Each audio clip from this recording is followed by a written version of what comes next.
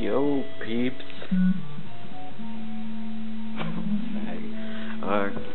I'm just here playing some RE3 Nemesis.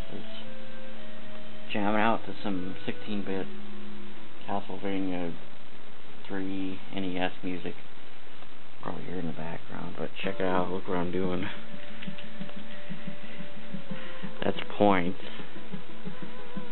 And it adds to your score and your money, so, and it's like infinite, so